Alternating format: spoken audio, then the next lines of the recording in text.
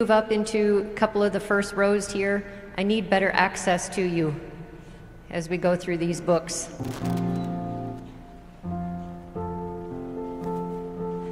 Come on up. Can you come up here?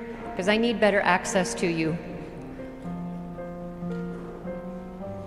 There's some seats right here for you.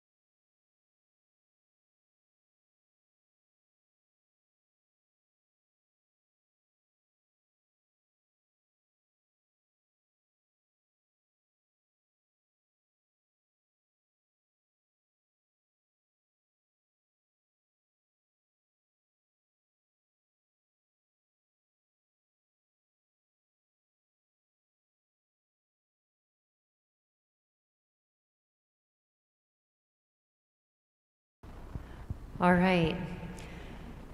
So what we are going to do tonight is we are going to look through the book Counsels on Diet and Foods, and since you're all new, we're just going to start over. And so I wanted to, what we're doing is we want to read this book with intent, because this is the most amazing book on health, and it tells us why God gave us health reform. So many times, if we have read this book, many times it's just kind of we pick and choose what we want out of the topics and kind of what looks interesting because it's a compilation, but that's actually not how this particular book should be read. This particular book needs to be read with great care, and so I'm going to teach you how to read this book to be part of the 144,000, because we know that time is coming, and we know that we are told that we have to strive to be part of that 144,000. Striving means reformation. It means a total transformation. It means that I need to completely change who I am. And so what I'd like to do is start with this book, and I'd like you to go to now the contents, table of contents. So go to the table of contents. Could I have you move up here?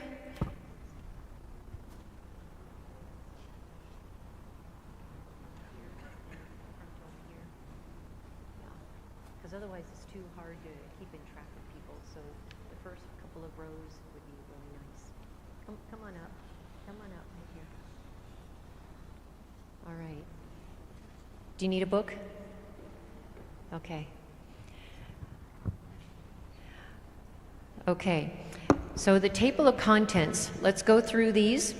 It's reasons for reform, diet and spirituality, the relation of diet to morals, health reform and the third angel's message, the proper dietary, which includes the original diet, the simple diet, an adequate diet, diet in various countries, the physiology of digestion, improper eating, a cause of disease, overeating, control of appetite, regularity in eating, fasting, extremes in diet, diet during pregnancy, diet during childhood, healthful cookery, health foods and hygienic restaurants, sanitarium dietary, diet a rational remedy, fruits, cereals, and vegetables, desserts, which include sugar, milk and sugar, pie, cake, pastry, puddings, condiments, which include spices and condiments, baking soda, baking powder, salt, pickles, and vinegar.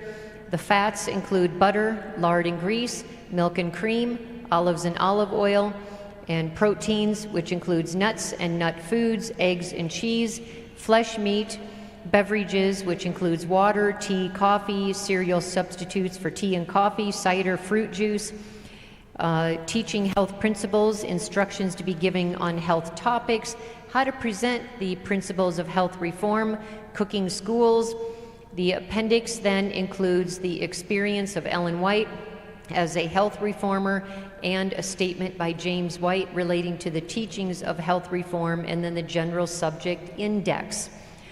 So we see that there are lots of topics here, but I want you to read it in a very specific way, to read it with great intent. So go to the first chapter called Reasons for Reform.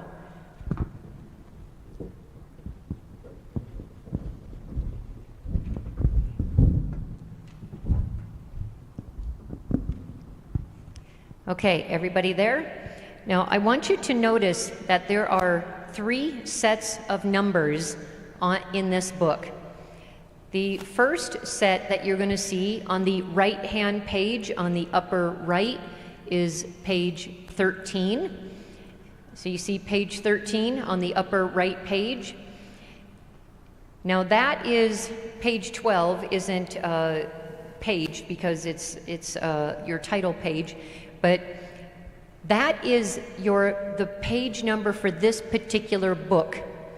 That is not the proper pagination for the Spirit of Prophecy.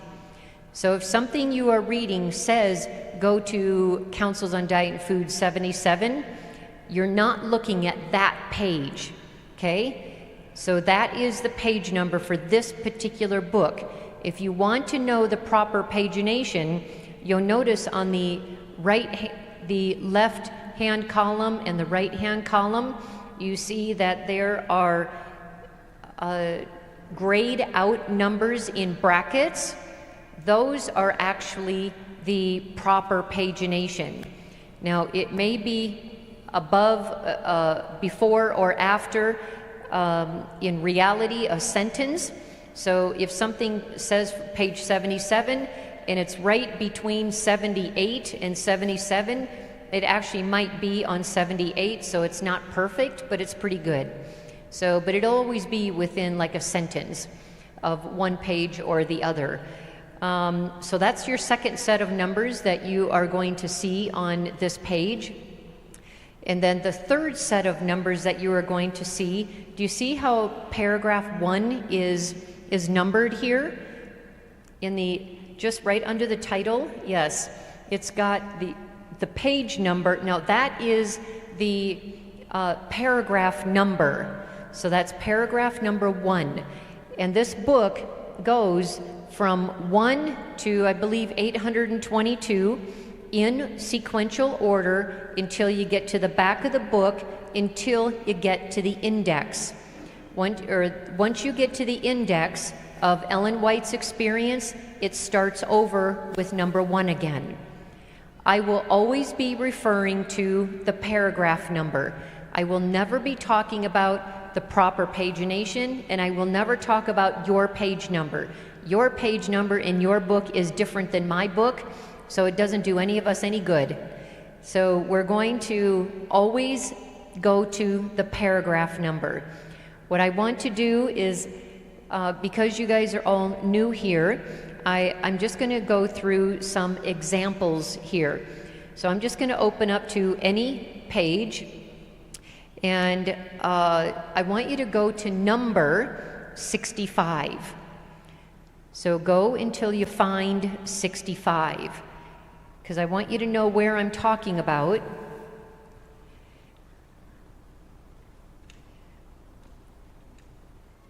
you find it? Yes. Okay.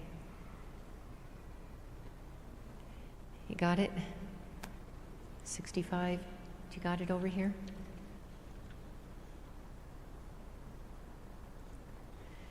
Yes. Okay.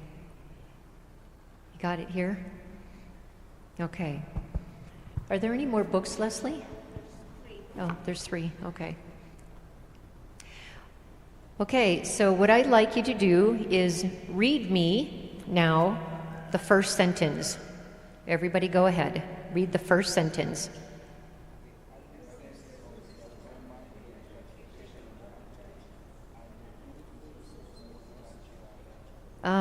I did not choose that on purpose.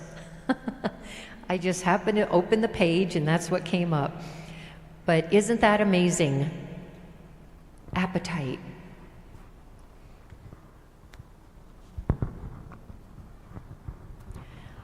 Okay.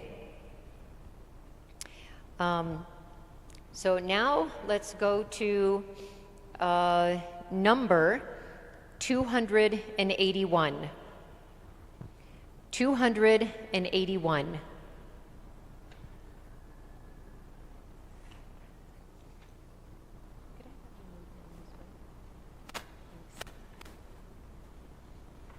You got 281? Okay. You guys find it? Okay.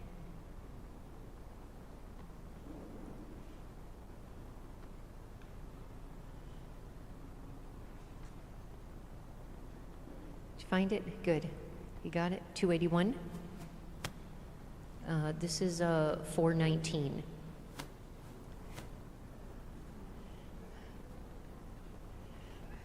Okay, so you got number, okay, 281. And now notice that in this 281 that there is more than one paragraph. So if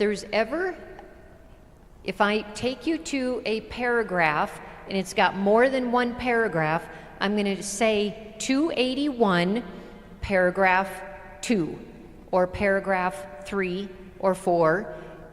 And so what I'd like you to do is go to 281, then paragraph 3.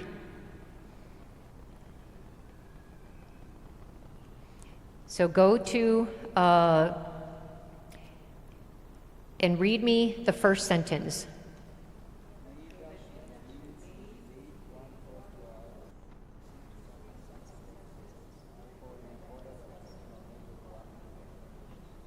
Okay, so I just need to make sure that everybody is on the same page when I give you numbers.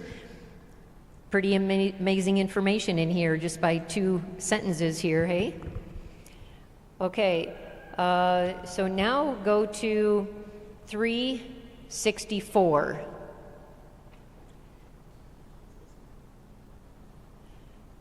So 364.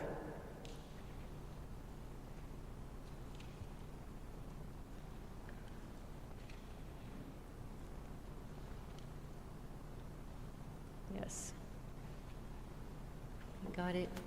You all got it over there? Okay. 364. I'm going to let you help your friends here get to 364. Okay.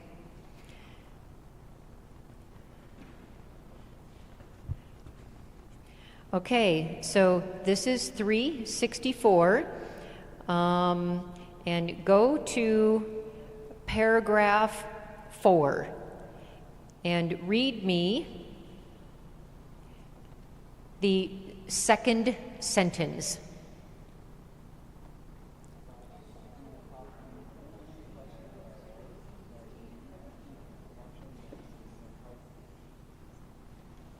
So that was 1, 2, 3. Was that third paragraph? Oh, the fourth. Had you taken your position upon health reform? Okay. Okay, good.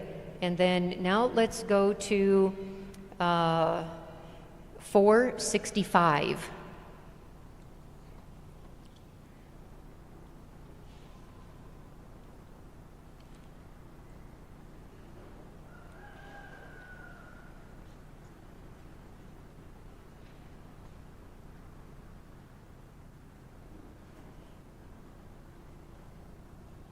465.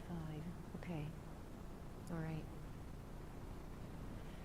Okay, I just need to make sure everybody knows where we're at. No one's getting lost as I go through the pages here. All right. So 465, let's read the last sentence.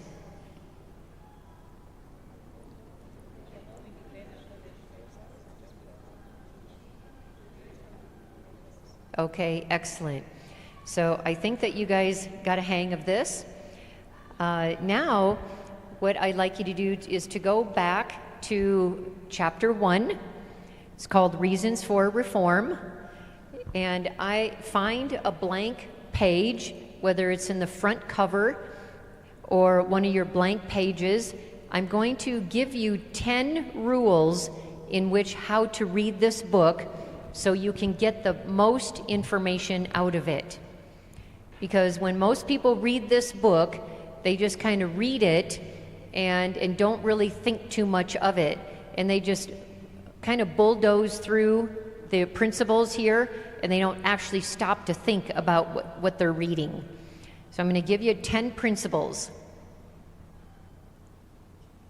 So get something to write with.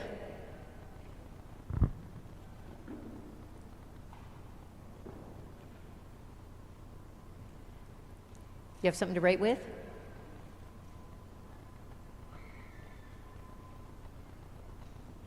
Do you have something to write with?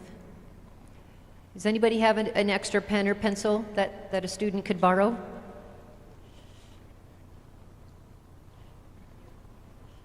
So be sure to give it back. Whose pen was it? Was it? If you give that back to her. So she's got it here. All right. So you guys hook up afterwards. All right. Everybody else got something to write with? Do you have something to write with?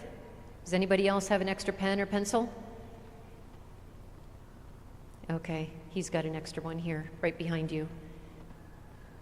Okay. Everybody else, you got something? Okay, good. Do you have something to write with? Okay. Okay, so I'm going to tell you what to write, and then once we've written them, then we will start going over some of the examples here. So don't worry if you don't know what I'm talking about. It's okay. I'll teach you after we get these 10 principles written down, because as you start to read this book, then I want you to apply these principles, and some of them may be quite kindergarten, but I've written them for a reason, because I've been teaching out of this book for many, many years, and I have taught many classes on Zoom and in person. I've talked to many people about how they read this book, and I have talked to people who have read this book 3, 4, and 5 times, and when I teach them how to read with these principles, they tell me it's the first time they've ever read this book, because they've never really taken up to have intent of how to read this book. So principle number 1 is that I want you to read this cover to cover like a novel. So number 1, read it cover to cover like a novel. So write it somewhere. Do you need something to write with? Does anybody else have an extra pen or pencil? Oh, thank you. Thank you so much. You've come prepared. All right, so number 1, and you're gonna probably need something a lot bigger than that. And if you could write it actually inside of your book, that might be a little bit better. Yeah.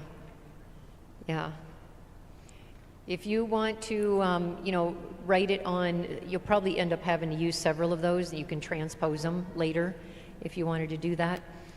But I want you to write these actually in your book, because if you put it in notes, then you're going to be reading your book and you're going to lose your notes. So so number 1 is read this cover to cover like a novel. I have talked to so many people who have read this book, and they've read like that last half of the book, but they've never read the first half of the book. or they pick and choose what they want. Oh, this topic looks good and that topic looks good. And that is one of the reasons that we are in the mess that we are with health reform today, is because we have not read the first half of this book. The first half of this book lays the entire foundation for why God gave us health reform. And most of us, because we never read the first half of this book, we have no idea why God's given it to us. We don't have a solid understanding of the importance of it, the gravity of it. And the first 4 chapters in the first half of this book is amazing. We must read the first half of this book before we ever turn a page in the other rest of the book. The only time that I give the option to go outside of order is if 1, someone's pregnant, or number 2, if someone's got a new baby. Other than that, those 2 chapters in this book is the only time, because obviously time is of the essence for pregnancy and babies. And so other than that, please read it cover to cover. You are going to miss the entire solid foundation for why God gave us a health message if you skip the first half of this book. Okay, so number 1, and that is read it cover to cover like a novel. Number 2 is this book is not nighttime reading. This book is not nighttime reading. Do you need a pen? Do you have a book? Oh, do we have an extra book? Yeah. Is that the last book? If there's anybody who has been here tonight, I'm happy to order some more books and get them sent to you. So give Leslie your name if you are here and don't have a book. Is there anyone here who does not have a book? Okay, excellent. Okay, so number 2, what's number 2? Yes. The reason I say that is because I can't tell you how many people have told me that they have read this book, they're cozy in their bed at night, it's all quiet and dark, and they're under their covers, and they're all comfy, and they wake up and the book is on the floor. And I can't tell you that is not a way to read this book. So part B of number 2 is that this is a study book. This is a study book. This is not nighttime reading. This is a study book.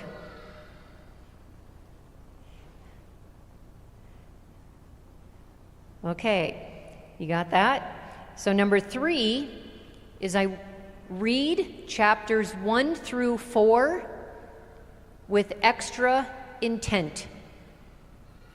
Read chapters 1 through 4 with extra intent.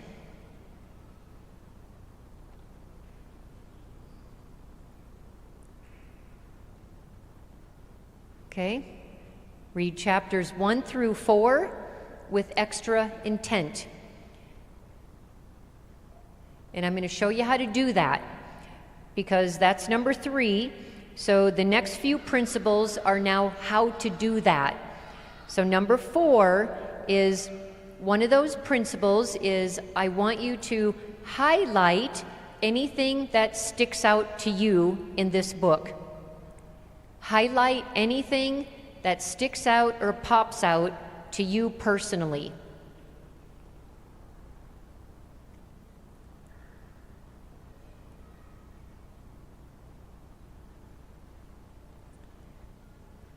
So highlight anything that sticks out or pops out to you personally.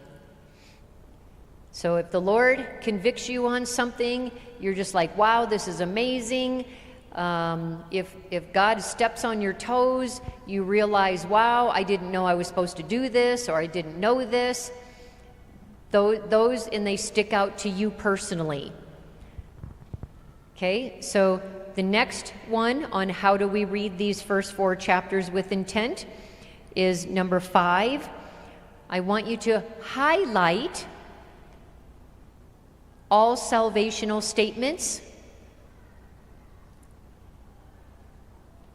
Highlight or underline salvational statements.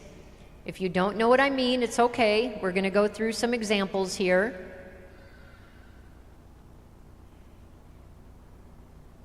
So highlight any salvational statements and put an S with a circle around it in the outside margin of your book. So on the outside of the left part of your book or on the outside of the right-hand page of the book. S stands for salvation, salvational statement. The reason that I want you to do that is because the far majority of our people do not believe that diet is a salvational issue, when it is. The Bible and the Spirit of prophecy teach very differently than what most people believe. Most people don't want to know it's salvational. Other people wish it weren't. Other people just don't want to know. So I want to differentiate between those things that you highlight that stick out to you personally and the salvational. Okay, so do you know what I mean? So look at right here. There's an S with a circle around it. It's a salvational statement. So there's my little S, and it's on the outside margin. So it's going to be on the outside margin here or the outside margin over there. And notice my S is over here. So on the outside margins, you'll notice on this margin and that margin, there's S's with circles around them. On the outside margin here and there.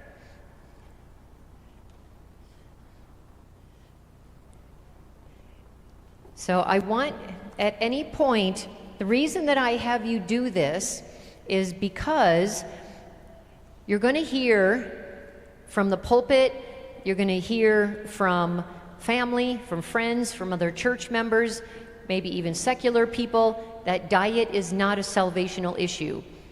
I want you to always use this as your reference point, that when you hear this, you will be able to go back and look at those salvational points, and you'll be able to remind yourself, oh yes, I actually am doing this for a reason. Because sometimes if you're in a crowd of 50, you might be the only one who believes the truth. Now, I don't think that most people are like rebellious. I think most people have just not studied it all the way fully out. But God's true people will accept this message because it's an amazing, amazing message. All right, so then the next one is number 6, is I want you to pick up on certain words and circle them. Pick up on certain words and circle them. Don't worry about if you don't know what I'm talking about yet, because you will.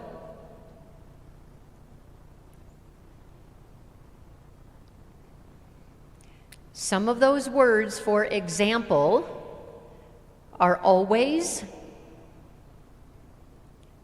So some of those words that you might circle include always, never, must, impossible, and other similar words where they are so incredibly black and white. When God said, don't ever touch that tree in the midst, he meant don't ever touch the tree in the midst.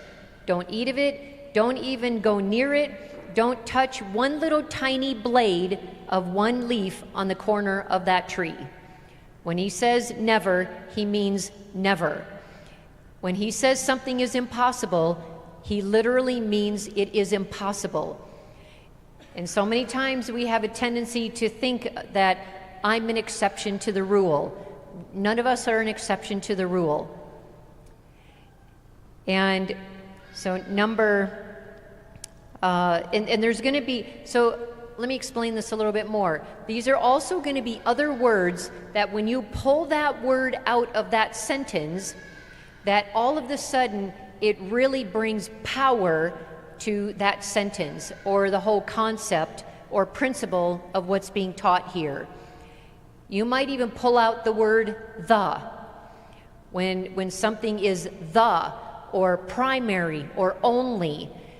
When you pull out this word, it just brings to life the whole meaning. It's like, oh, wow, if God says something is impossible or never, always, he means it. And when he says to the Israelites, don't ever touch the ark, he means don't ever touch the ark. If he says don't look into the ark, he means don't look into the ark. And yet we have 70 of God's people looking into the ark with an unholy reverence. And just like that, they perished. They were given a choice. They were told how to continue to live. And when Uzzah reached out to touch that ark, he perished just like that. When God says never, he means never. Don't ever touch the ark unless you're a Levite. Don't ever look into it. And if you do, then you will perish. God isn't doing this out of spite or out of anger. We have a choice. Salvation is a free gift. It's always been a free gift. It always will be a free gift. But once we come to know God and we come to know his precepts, we now have a responsibility. So it is not without responsibility. If we want to have salvation and we want to be part of that 144,000, we have to strive, we have to change, we have to continually ask God for guidance and ask him, how am I supposed to change? What is my duty before a holy God? Because we are so close to the end of time right now. The next one is, are we on number 7? Yes. So number 7, wherever, I want you to personalize it. Personalize this book. Personalize this book.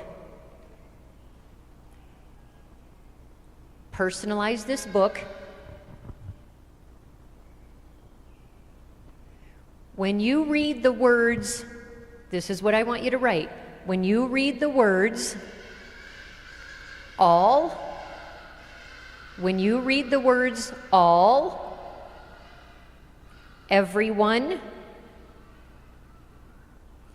we, us, them,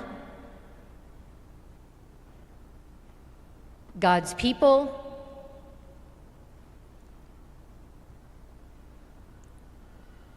and other groups of people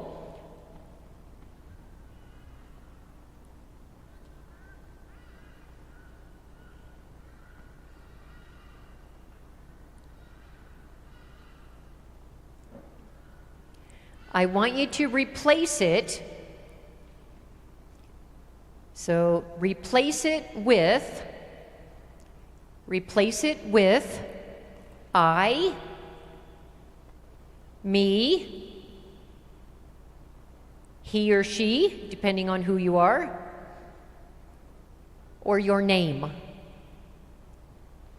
Okay? So personalize it. Because so many times as humans, what we want to do is we always want to think about somebody else.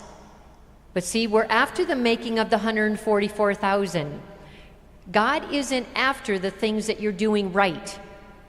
We all do things right. But we all have improvements that we have to make, and we have to start taking a serious look at our character. And everything that we do, everything we think about, and everything that we believe, we have to start magnifying it and really trying to strive to be part of that group. Because when it says all of God's people should be doing this, The first thing, oh, my neighbor doesn't do that. Oh, my best friend, my mom, my dad, oh, the pastor, So we want to always look at somebody else. But when the 144,000 doesn't come by chance, it doesn't come by looking at somebody else. It comes by me taking a hard look at me. So when instead of God's people and everybody and us and them and all, instead I change it to me. Because I'm going to personalize it. This is now my duty. I'm not looking at anybody else. We cannot afford to look at anybody else. We cannot afford to compare ourselves to anybody else. We are in a very unique time in history right now. We are on the precipice of history ending as we know it, and this world is going to be swept away like a flood. And if we aren't taking a hard look at me, and you're not taking a hard look at you, we're going to miss the boat. It's not going to happen just because our name's on the membership. It's not going to happen just because we go to church every Sabbath and we're worshiping on the right day. It's going to come by purposeful intent, reformation, change. I have to change everything about me. And of course, it's always with prayer. Always, always, always. This is not something that we do on our own, but it's also not something that God does in us without our help. So it's divinity and humanity working hand in hand. It's not all Him, and it's not all us. We've got to work together. So it's in the place of we, us, them, they, everyone. We personalize it into I, me, he or she, or my name. Number 8 is word searches. Word searches. Word searches are amazing in this book. I don't want you to do word searches, though, until you've read it cover to cover like a novel first. This is a study book, and that means that when you read it the first time, you're going to get so much more the second time and the third time. I have probably read this book at least 30 times, and I still get more out of it. So there's no end to learning. And there's things that we might, oh yeah, I forgot about that. Or yeah, thanks for reminding me, God. So we want to do word searches later, and some of those word searches that I would like you to do include the word never. So the word never and the word sin. And the word fruit. So those are 3 words that I want you to research after you're done reading this. This is going to be like the Bible, because just because you've read it cover to cover one time doesn't mean that you now know everything in that book. There's so much more to learn. And then once you've read it cover to cover, now you can start to understand it. You can do word searches in the Bible, because now you've got the principles down. Okay, so we're going to, number 9 is we are to use God's definitions, not man's definitions. We are to use God's definitions, not man's definition.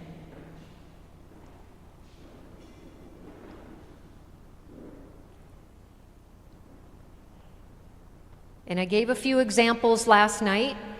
For those of you who have just walked in, if you don't have a book, let Leslie know, and because I don't have any more books right now. Do you have a piece of paper or something? Does anybody have a piece of paper? So if you don't have a book, I will have some shipped here, and I will give them to Stephen, and he will pass them out to you.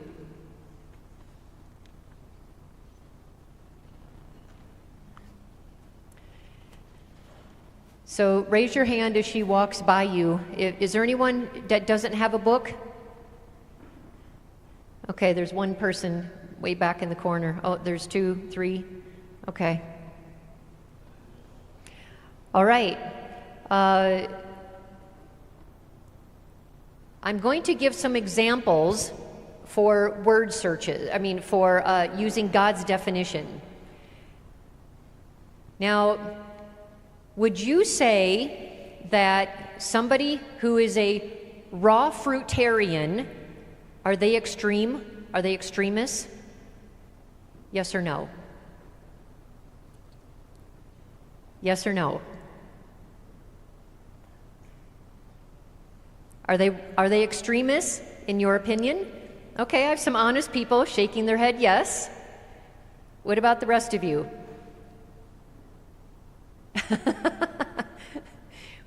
I'm trying to prove a point here. So come on, be honest with me. Yes or no? Yes, okay. Other people? Anybody else would say yes? How many would say no? Okay. How many of you just don't know? All right. I'm trying to prove a point here, and this is exactly why I asked the question.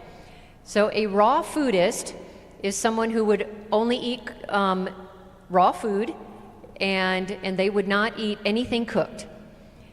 We consider that to be an extremist because I am now setting myself up as the standard. I eat meat. I don't, but I'm using an example. But if I eat meat, and I'm just like, man, those guys are like nuts. I can't even imagine not eating cooked food. You see how I'm setting myself up as the standard?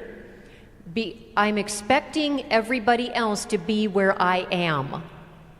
That's an extremist in our definition. But yet, does God consider a raw foodist to be an extremist? Think about that one. So now we're going to God's definition. God's definition, that is not considered an extremist. You know why? Because we've got the Garden of Eden, raw foodist. We've got Nebuchadnezzar, a raw foodist. We've got the new heaven and earth diet, raw foodist. We have a different definition of extremists. God defines extremists in a very different way. He defines extremists as someone who doesn't eat enough calories. He also defines it as someone who eats too many calories. He defines it as someone who does not get proper nutrients and eats improperly. That's an extremist. And it's right here in Counsels on Diet and Foods. And when you get there, you're going to be like, I'm an extremist in God's definition. So the extremist, he also defines as when we tell somebody else what to do, when we tell them their duty before a holy God. Oh, you eat meat? Don't you know that you're going to go to hell? That's what the Bible says, right? But does it really say that? It doesn't say that. But so like Daniel and his 3 friends, they would have been extremists had they told all of the other Hebrew boys that they were going to hell because of the diet that they're eating off King Nebuchadnezzar's table. God considers that to be an extremist. It is not our duty to be telling somebody else how they should or shouldn't eat. I've been married to my husband for 14 years, and I've yet never told him how to eat, what to eat or not eat. I simply place on the table what is health reform. He can eat it or doesn't. Thankfully, he does. He eats like me. But if he wanted to go to Chicken Inn, which he doesn't, but if he did and he wanted to bring it home, you know what? There's nothing I can do because our diet is a spiritual battle. It's a spiritual battle. So for me to tell him that he should not be going to Chicken Inn, that doesn't cut down the problem, because our diet is spiritual. And so all I'm going to do is help him to stick his feet in the mud, and he's going to rebel against me. Because he doesn't want to be told what to do, and I don't want to be told what to do. You guys don't want to be told what to do. Do you want me to tell you how you have to eat without explaining it to you, without giving you how God views health reform? No, we are to educate the intellect, and then we just allow people to make their own choice. It's not up to me what people choose after I educate. When you choose to educate, it's not up to you, because it's not your message. It's not my message either. I don't own the message. So the battle is never between you and me. The battle is between you and God and me and God. So we see right there in the Garden of Eden that our diet is a spiritual battle. So God's definition. Another definition that is so misunderstood and misused is the word perfection. Perfection is used if we look at, do we have to be perfect in order to be saved? Yes or no? Some shaking your head yes, some shaking your head no. And however you answer that is, you're probably right, because it depends on what definition you use, whether you're using a human definition or whether you are using a God's definition. Was the thief on the cross saved? The one thief on the cross, was he saved? Yes, he was.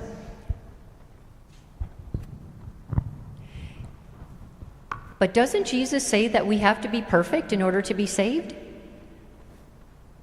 That we are to be perfect like our Heavenly Father. So if we say, was the thief on the cross, was he perfect? Was he perfect, yes or no? Now you guys don't know how to answer, huh? He was perfect. He was perfect right where he was, because he had 6 hours of life to live after he accepted Jesus as his Savior. And God defines perfection as perfect love, perfect faith, and perfect obedience. And for those 6 hours, he met the conditions: perfect love, perfect faith, and perfect obedience. So he was perfect, and I'm going to explain it in using a seed as an example. I have a broccoli seed in my plant, in my hand. I just took it out of the package. Is that seed perfect? It's not a trick question. Is it perfect? Yes? No? It is perfect, because it is right out of the package. It's perfect.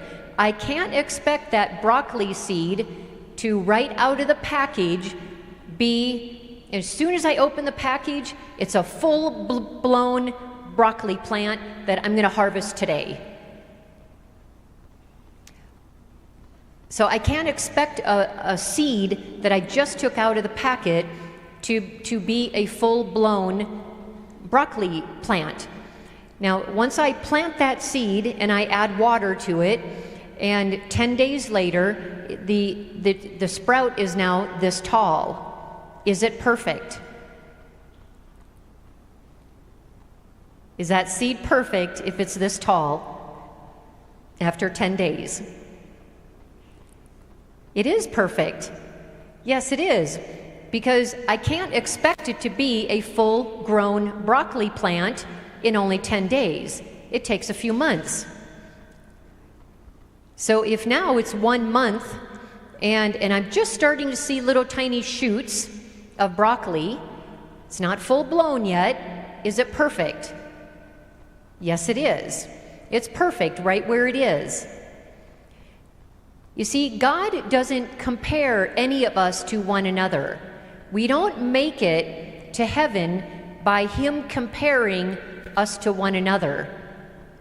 We make it according to Him comparing us to the Son of God. And yet we have a terrible example of, or bad habit of, comparing ourselves to one another, as if we all have to be in the same place at the same time. And that's not true, because God treats each one of us like a fingerprint. And we are different. We all have different experiences. We have different understandings. We have different ways of relating to life and to God, but they're all within His principles. So if you made it to heaven based upon where I am,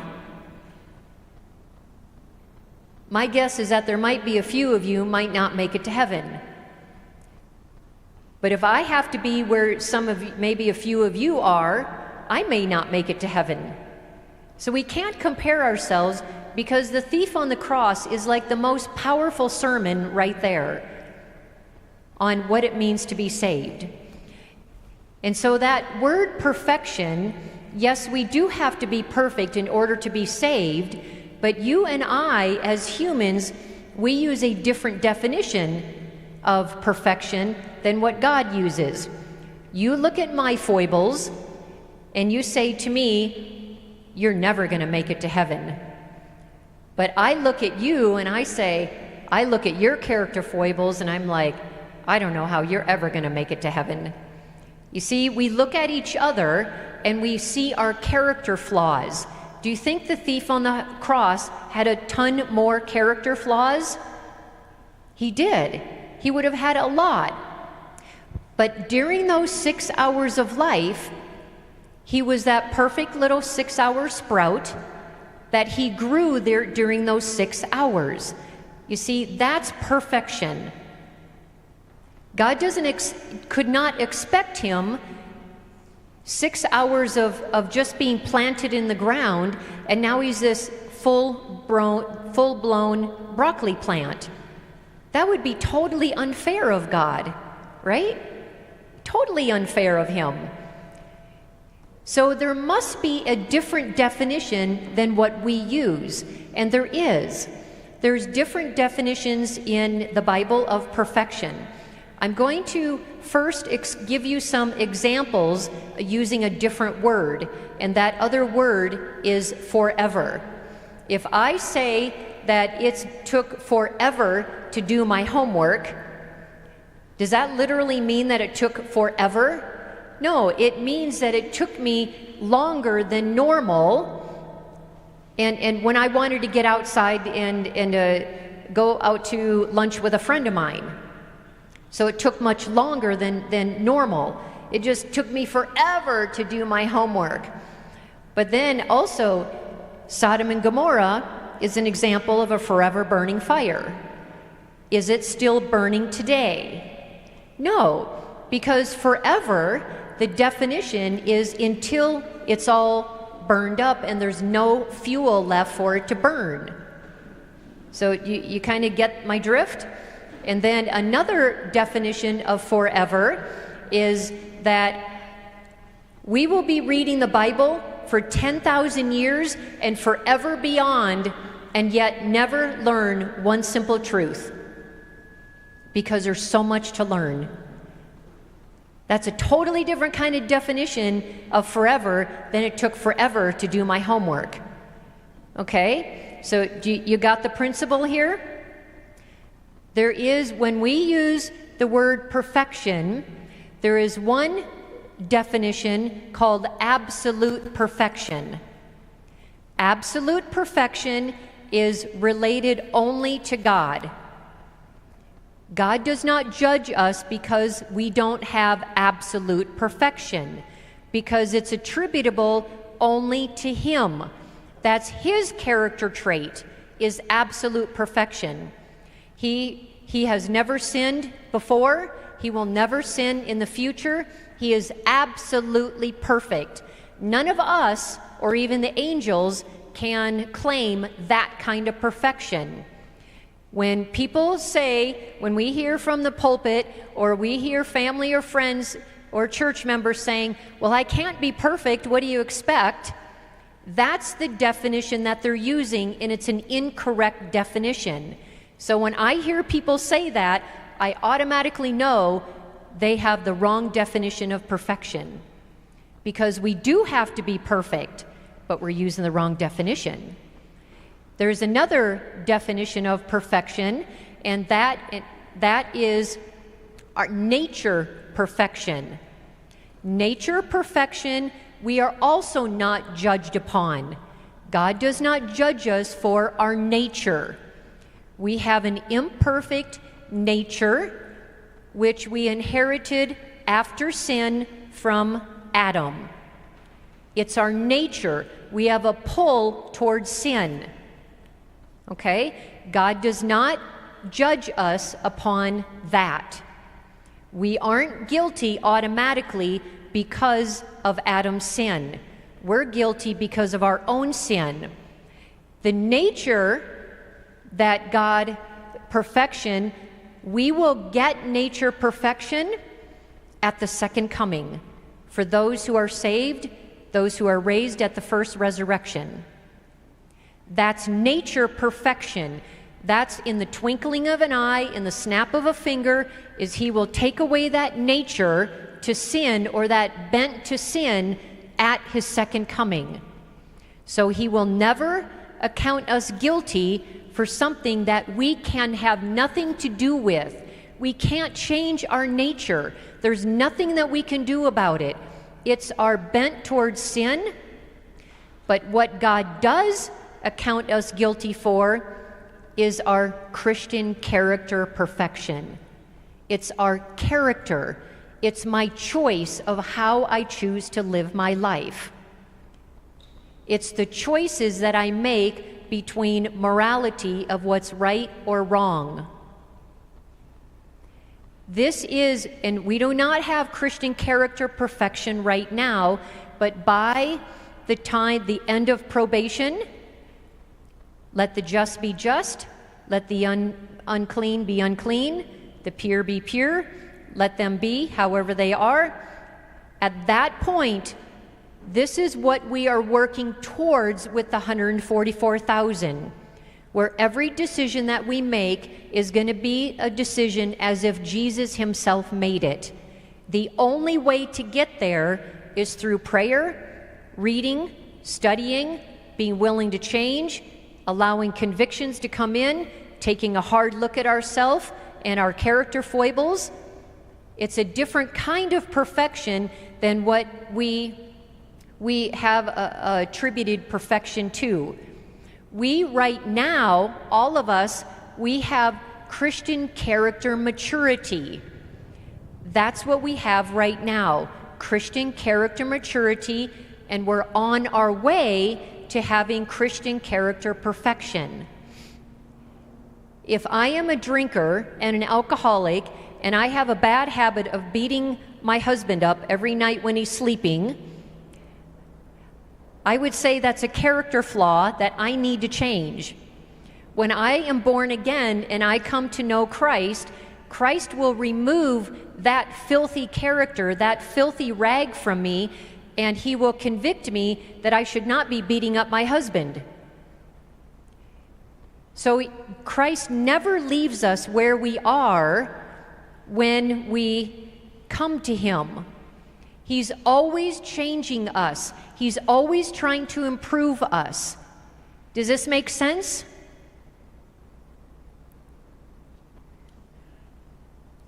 What about everybody back here? Does it make sense? So that's why I say we have to use God's definitions, not man's definitions. We must change our opinion of right and wrong and of different definitions when we encounter it. We need to understand what God's definitions is of these things, and I've proved it already with these simple definitions, which many of our people yet don't understand. They're thinking that we have to be perfect like God is perfect. We can never have that kind of perfection. God only accounts us attributable to, very good. Good job. I don't know where that came from. Oh, right here. Yeah, thank you for putting that up there. Okay, and then number 10 is that this book is a starting point for health reform. This book is a starting point for health reform, not an end point, not a destination. So this book is a starting point for health reform, not an ending point or a destination. What I mean by that, if you don't understand that principle as you read this book, you're going to get tripped up. You're going to get tripped up because there's a place that she says that we have always had a little bit of sugar and milk and have never denounced it. If we take that literal, I can have milk and sugar. We have to take all of the writings together, and they must fit like a hand in a glove. We can't make a doctrine out of 1 or 2 or 3 statements. They must fit with everything. The Spirit of Prophecy, this book must fit like a hand in a glove within its own book, within the rest of the Spirit of Prophecy, and certainly within the rest of the Bible. They must fit like a hand in a glove, and if they don't, we have to relook our doctrines. That maybe somewhere there's something that I yet don't understand, and we have to be willing to take a hard look at maybe I need to change my opinion or my belief about something. And with so many different beliefs that are now in our movement around the world, it is more important than ever that we make sure that our doctrines are right.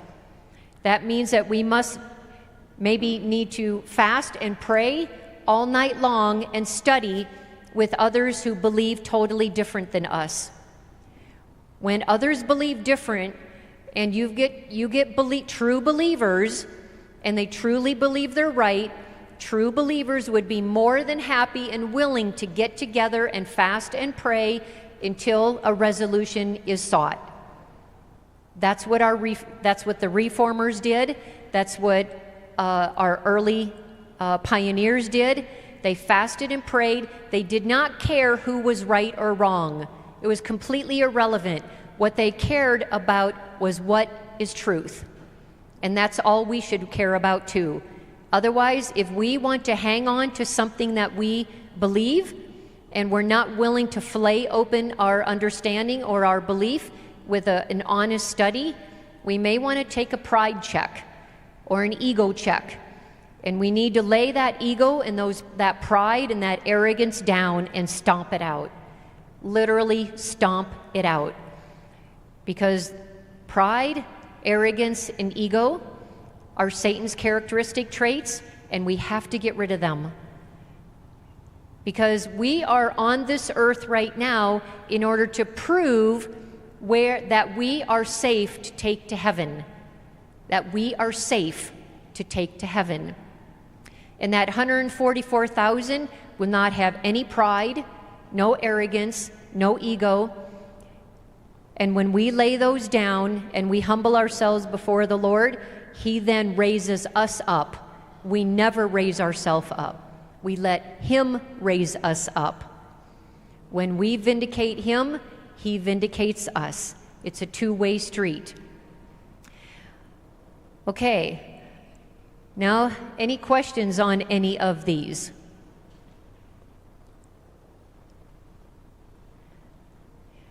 And is there anybody who did not get your name on Leslie's list yet who do not have counsels on diet and foods? If you do not have a counsels on diet and foods and you have not put your name, please give her Leslie to your right. to your right with the gentleman in the red.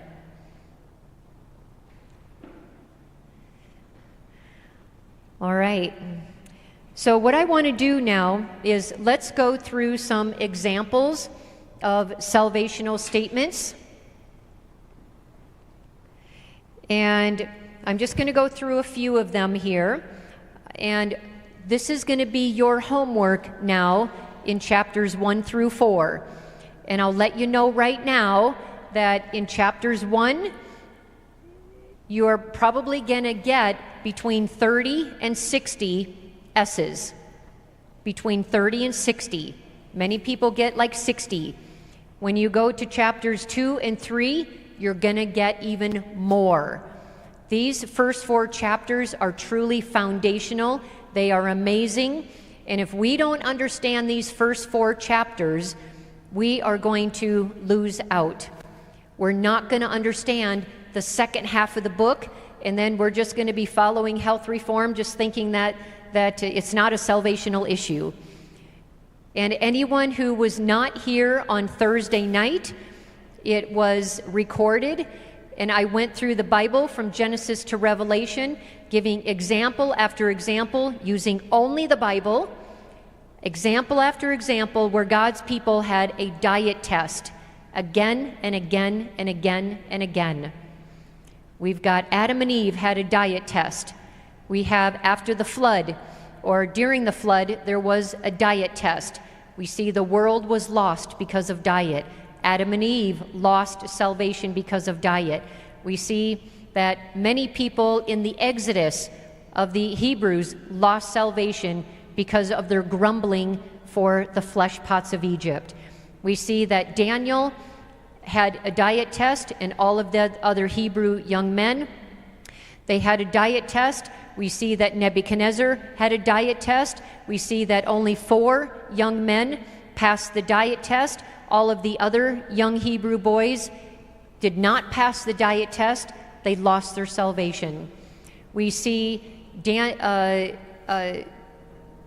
Jesus and John the Baptist both had diet tests, and they both passed their diet test, and they would have never been granted the blessings that they did had they not passed the diet test.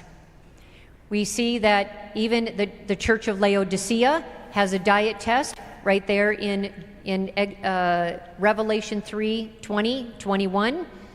So we see that the book of Daniel is an end-time prophetic book with an end-time prophetic message for an end-time prophetic people, and it starts out with a test of diet. And then we see that the twin sister of Revelation, of prophecy, is Revelation, and that too wastes no time in getting to a diet test. Remember, in the Church of Laodicea, that Jesus is going to come sup with us, and we are going to go sup with him.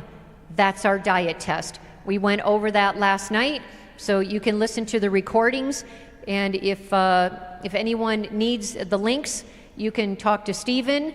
I'm glad to hand them to you as well, so you can contact me or him, and we will make sure that you get those so you can get caught up with this information.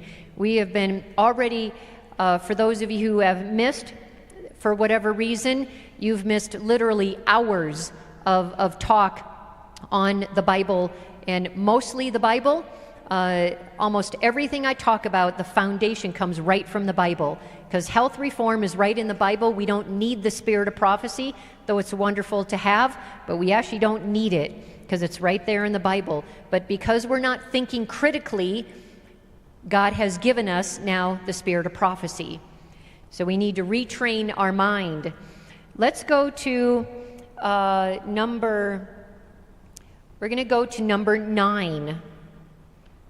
Go to number 9 in your book. So remember, it's not the page number, it's the paragraph number. So number 9. So read that out loud, everybody.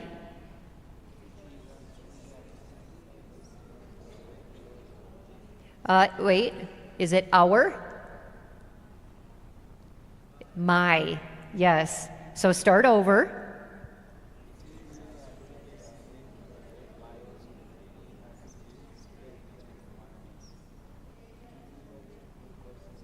Keep reading. So, is it those? I.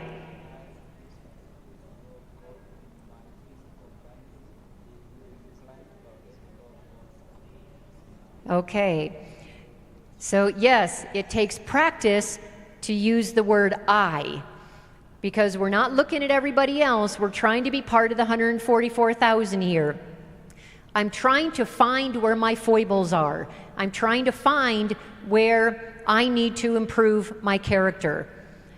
Now, this is not by works. I know a lot of Adventists kind of are on that kick, that you eat the way that you do because you're trying to be saved.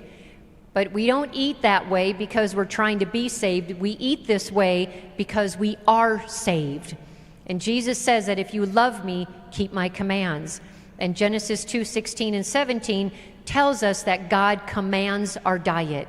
He's commanded that we are to eat of any tree in the garden except the one. And if we eat of that tree in the midst, we will die. And yet God's people, we still think that we can eat whatever we want, and we're under no dietary laws, and we're under presumption. We are presuming that God will continue to save us, though we are in known sin. Now, some of you this may be the first time that you're hearing this, but go back and listen to the recording so you can catch up and really start to understand what God is trying to say here.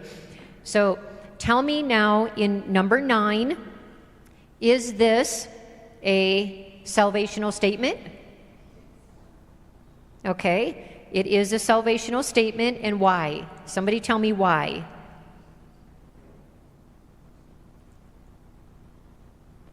So somebody tell me why. Can you tell me why? Yes. So it is truly a sin. It says it is a sin to violate the laws of my being as it is to break the 10 commandments. You see, the very first sin was about appetite, not taming appetite or diet, temperance. Anything that is sin is a separation from God. And it will not get us to be part of the 144,000. So when I read that word sin, remember I said to use word searches? So there's your first word. This takes courage to do this study on sin. What is sin? So when you do a word search, once you get done reading this entire book, look up the word sin. It's very revealing what's in this book. And even the word never is very revealing what's in this book. So I am going to underline or highlight that sentence. It is truly a sin to violate the laws of my being as it is to break the 10 commandments. I'm going to underline that. So go ahead and underline it.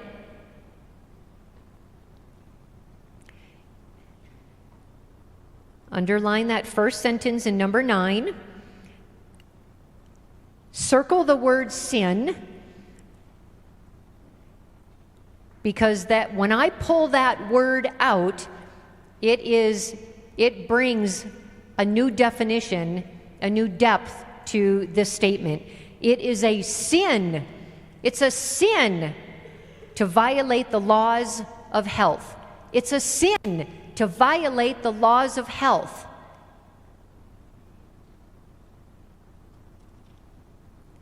And we know that all 10 commandments are mandatory.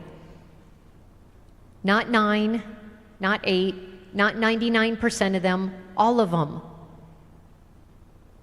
And Jesus says that if you break one of these commands, you've broken them all.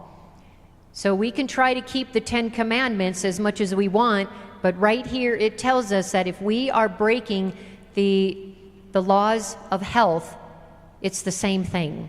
That first bite, that forbidden bite, violated all 10 commandments. All 10 commandments were broken with that one bite. To do either is to break God's law, When I transgress the law of God in my physical organism, I will be inclined to violate the law of God spoken from Sinai. We are told that if we can overcome appetite, we can overcome every other sin. That means that we have a lot of work to do with our appetite. And that should be the focus now. That should be the focus of our Christian walk. God, help me with my appetite. Because the more that we pay attention to the details of our appetite, like eating late at night, eating too soon before the previous meal has had time to digest, snacking in between meals, baking powder, baking soda, cinnamon, the curry, the ginger, the cayenne, the mustard, the ketchup, these kinds of things. He is looking at every single particular ingredient on our plate today. That's what Revelation 3:20 and 21 is all about. Because we are told we have to repent. That's part of the Church of Laodicea's responsibility, is repentance. And where does it say that? Or what do we have to repent of? It tells us in the next sentence. We have to repent of our diet. Repent of our lukewarmness, that we are neither hot nor cold. That's what the Church of Laodicea is. Okay, let's now go to, I'm going to go to number 11. Go to number 11. Start with the second sentence.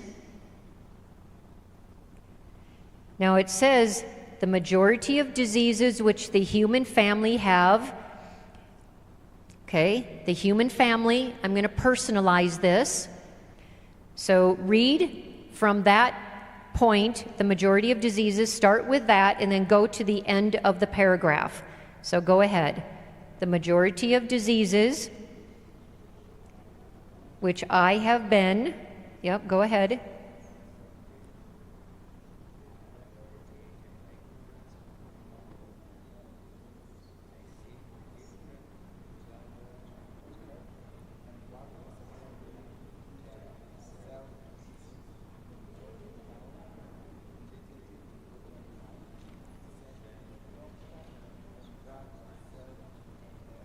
Okay, so the majority of diseases which I have been and are still suffering under have been created by my ignorance of my own organic laws.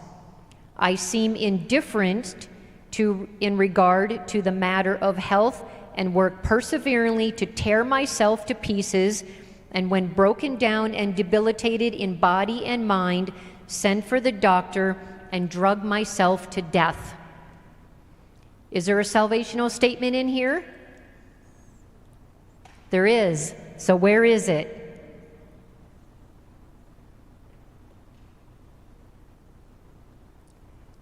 Where is it?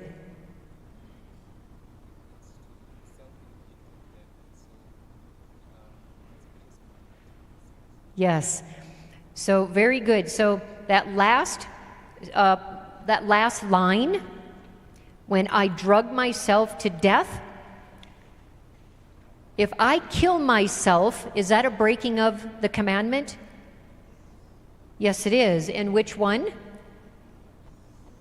Yes, thou shalt not kill. It's the 6th commandment.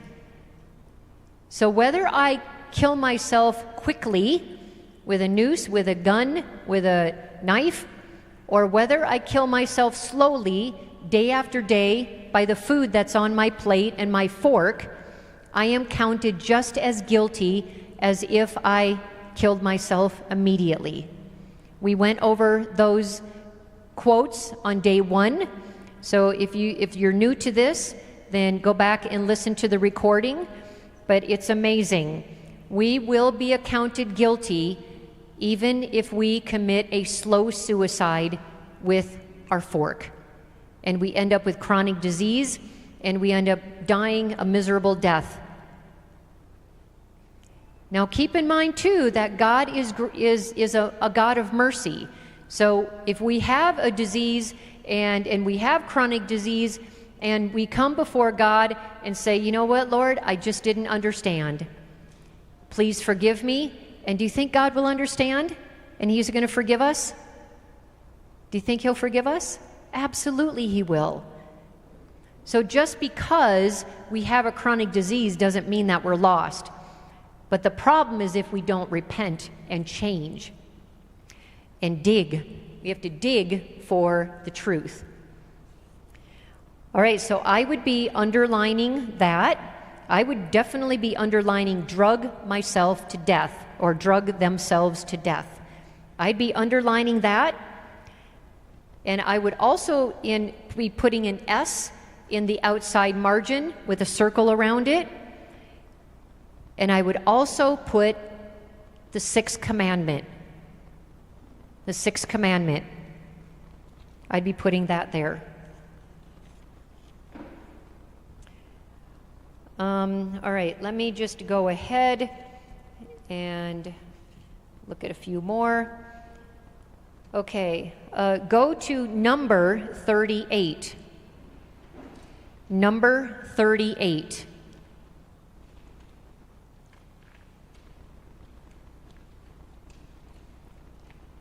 What's the title of this section? Yes, all are being proved. Go to the last sentence in the first paragraph. So we're in number 38, first paragraph, last sentence. All? Okay.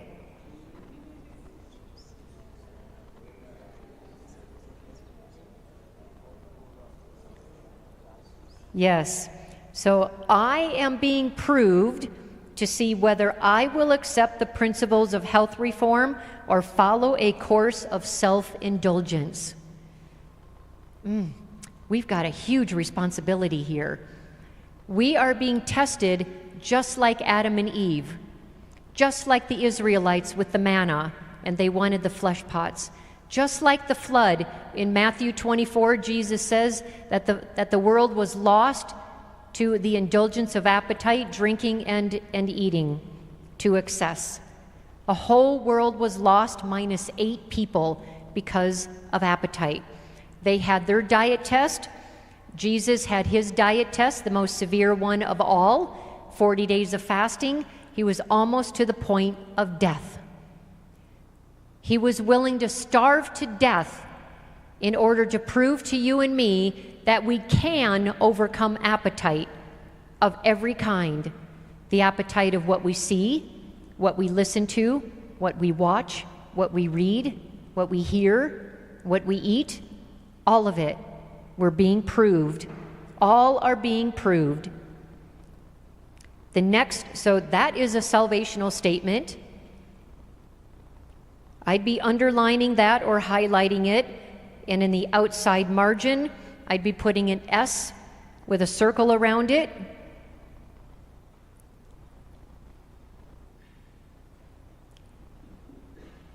And then in the next sentence, it says, let no one,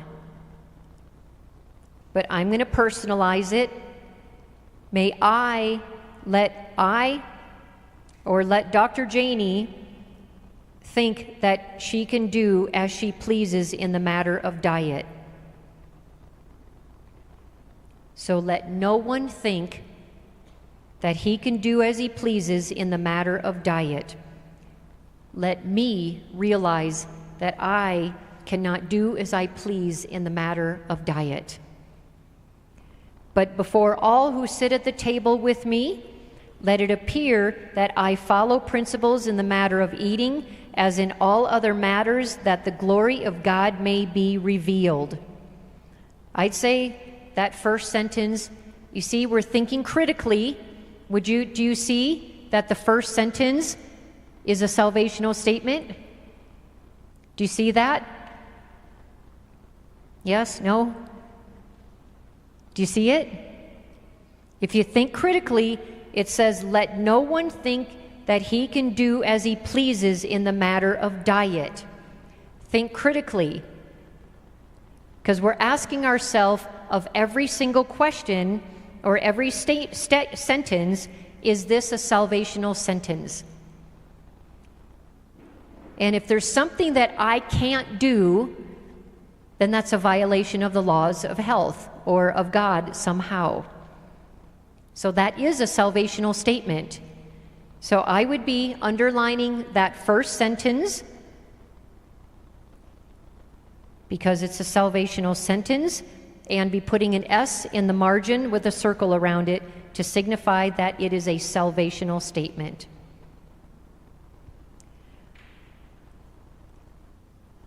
Okay.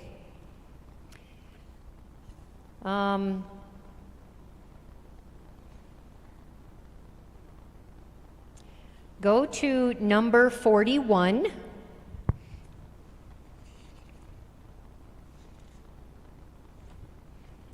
This is going to be our last one that we're going to go over, and then I'm going to leave you to the rest of the chapter, or to this chapter, to read on your own. Okay, we're at number 41, and we are in the 4th paragraph.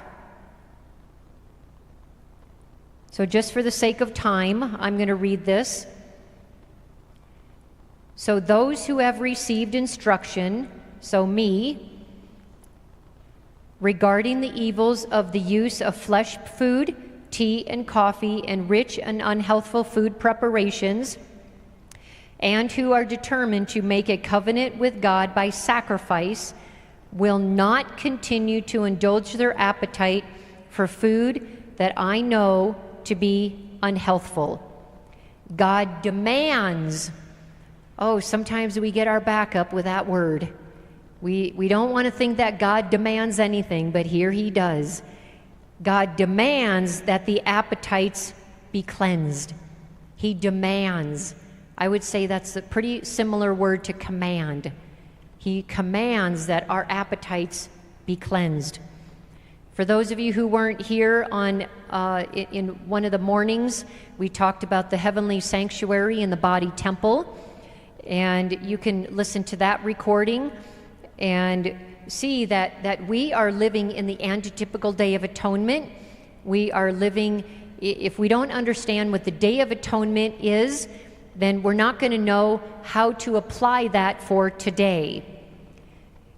Because the Church of Laodicea, or the end time church, or the 23 after the 2300-day prophecy in Daniel 8:14, when will the sanctuary be cleansed? Unto 2,300 days. What sanctuary are they talking about? It's got a dual application. That dual application is what Jesus is doing in heaven, in the heavenly sanctuary for us today. And the New Testament temple is our body. In 1 Corinthians 3 and 1 Corinthians 6, they tell us that our body is the temple of God. So our body is that New Testament temple. And it's the cleansing of our body temple. In Daniel 8:14, it's a dual application. And we have a very specific way of how to build this building. And we build this building by, we go right back to Genesis 2:16 and 17, where God commands our diet. He commands it. So he demands. So this is the work that will have to be done before I and you can stand before him a perfect people. That means that if we cannot be part of the 144,000 without full health reform. It just won't happen. That's what the word says. The remnant people of God must be a converted people. True conversion includes health reform. So I'm going to leave you now. Hopefully these have given you some examples that when you read this book now, that you will be able to decipher. I would recommend even getting up a study group, maybe once a week, or however you decide to do it, whether you get together in person or do it on WhatsApp, or sharing salvational statements in this one chapter at a time or one section at a time. You could start reading from 1 to 24 to start with. That's half the chapter. And then you can go from 24 until the end of that chapter. You can kind of break it up if it's easier. But somehow get together and encourage one another with these, because we are not used to hearing these kinds of things from the pulpit. We're not used to hearing these things on YouTube, even from other health educators. But true health reform is something that God does demand from his people if we are to be a perfected people. Now, I don't want this to scare you, because tomorrow morning you are not going to wake up and be 100% health reformer. It doesn't happen like that. I don't want you to move so fast, though, that it's unsustainable. And you should also not move so slow in health reform, in movement and changing, that you're not moving at all. So move at a moderate pace. Start praying, asking God wherever you are. And I always ask me too. So wherever you are, there's always a next step. I've been on this journey for 29 years. I embrace it. I love it. I keep asking God for more. And I say, God, I want more. And when he's taught me more, I want more. And I keep asking for more and more. And I even read something this morning that I was just totally blown away with. It was amazing. And so there's always more to learn, no matter where we are.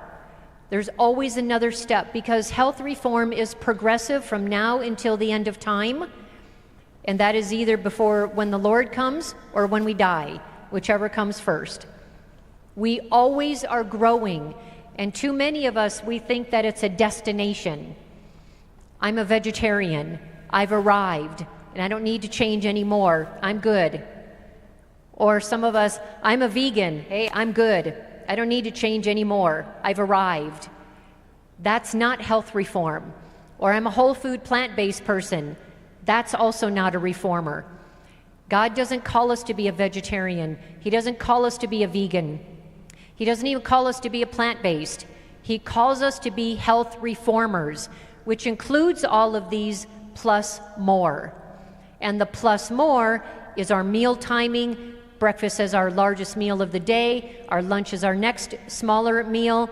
Supper, if we do have it, should be our third largest or our smallest meal of the day. Like, if we even eat that third meal, it's not eating too late before we go to bed. It's not eating in between meals. It's not the vinegar and the spices and the things that I talked about. There's so much more to learn and to grow, especially when it comes to the spiritual aspect of it. We're just not used to hearing it like this. And because some of you may have missed all of these other hours and hours of talks that we've already been talking about, you don't have a solid foundation of where I'm coming from, but please listen to the recordings. Are there any questions or comments? I know that it's 8 o'clock, and if any of you need to go, I will not take offense at it. But if you want to stick around and ask questions, I'm more than happy to stay here until the last question is answered. If you want to hear someone else's question, stick around and hear the answer. Anybody have a question?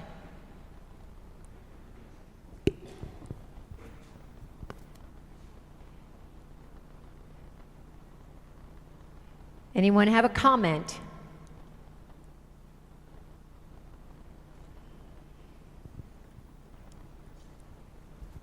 Okay, this question, how progressive should health reform be, or what is the time frame from the point when you are receiving the light of health reform to the point now when you're actualizing and it working in transformation in you? Because see, like Daniel, when he was in our age, he has already reformed, because some of the times we do say it's a progressive process, but then we have really not perhaps transitioned from or weaned off the milk as babes to start taking some solid food to solid. So, or let me put it in another way, what are the parameters which we can put in place to hasten the progressiveness of the health reform? So it's to realize that we never arrive. So once we understand that principle, that we never arrive, then we can go from there. So once we start to change, say, and I know this isn't a true statement because there are some health reformers in here, I'm sure. There are some who are farther than others, and there are some who may be far behind, but it's okay. Wherever you are is where you are. So start somewhere. And so when we look at the thief on the cross, the principle is we just start. And so we don't have to arrive at a certain location at a certain time. But what we are required to do is to make advancement each and every day. I should be able, by 1 week from now, I should be able to look back on the week and see that I've made some changes. I should be able to look a month from now and say, wow, I've really made a lot of changes in this past month. And 1 year from now, you should be able to say, wow, I've really made a lot of changes in this past year. And like I said, I'm someone who's been on this path for 29 years. I teach it, I love it, I embrace it, I ask God for more and more and more, and yet I'm still changing myself. I'm still changing. There's still more for me to learn. So once we repent of our diet, and maybe, my guess is that many of you may not even know what health reform is. This may be the first time you're ever hearing that it's a salvational message. And so you're just that perfect little seed now, just taken out of the package, and you're now just being planted right now, and you're perfect right where you are. So we don't have to have arrived, to be in that perfect state.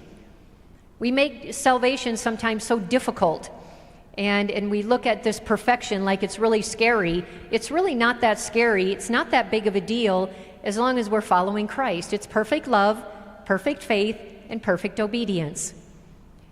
So let's not make it more hard than it needs to be. Sometimes we are our own worst enemy, and we have to submit to Christ and ask Him to help us do that. So as soon as we repent and we say, Lord, I'm sorry, I actually didn't know that health reform was a salvational issue. She's brought up some really good points, and I'm going to start listening to some videos, and I'm going to start listening to what she has to say, and I'm going to go through the Bible with her. And then we say, you know what, Lord, I think I'm going to change from white rice to brown rice, because white rice is processed, and it's not from the hand of God. Brown rice is from the hand of God, but white rice is not. So maybe your first step is, I'm going to go from white rice to brown rice, and you know what? You've stepped on the red carpet. And as soon as you've stepped on the red carpet, you've arrived. You're where you need to be, and then you change something next week, and then the next week, you're going to change something else. And that was Ellen White's process. That was my process, and it's every one of your processes. None of us are immune from having to get right where you need to be. But I also want to say, don't move so slow that you're not moving. And remember that if we want to be perfect in Christ, we must be health reformers the full way. So eventually, before the close of probation, we need to be where God wants us to be. So you're going to want to listen to my talk, Satan's War on Fruit. And I gave half of it this morning. I'll give the other half Sunday morning. And then tomorrow afternoon, I'm going to give a talk on Nebuchadnezzar, which is our health reform message is a prophetic message. It's a prophetic message. And I go through all that using just the Bible. And I do use a few splashes of Counsels on Diet and Foods and some other things, other places, but it's a prophetic message, and it's pretty amazing. So thank you for that question. And here's a question over here.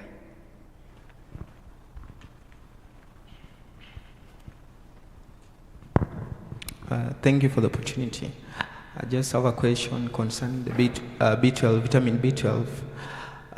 As you can see, according to science, we get that vitamin B12 is most especially gotten from meat. So my question is, how does a health reformer can able to get the B12, especially for the galactoblasmic anemia patients? Yes, so B12 is a very unique vitamin. Our B12 problem is a human problem. It's not a God problem.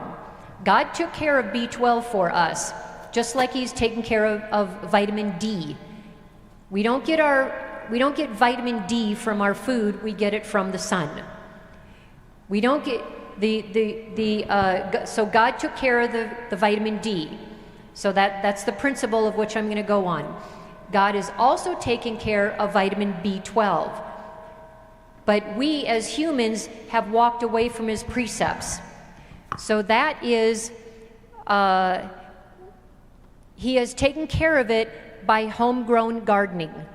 But most of us don't garden because we get B12 from the soil. We also get B12 from our own produce. As long as we don't wash it to death, like in North America, our produce is like triple washed. And it's just washed to death, and so all the B12's gone. But research shows that there's B12 on our carrots, our potatoes, our spinach, all of our green leafies, anything that's on the ground, there's B12 on it. Because B12 is a bacteria, and that bacteria is in the soil. And so God took care of it, but we as humans have disregarded country living, growing our own food, toiling in the soil, and with our hands. And so God took care of it. Another problem with us humans is God made us that we only need about that much B12 every single day.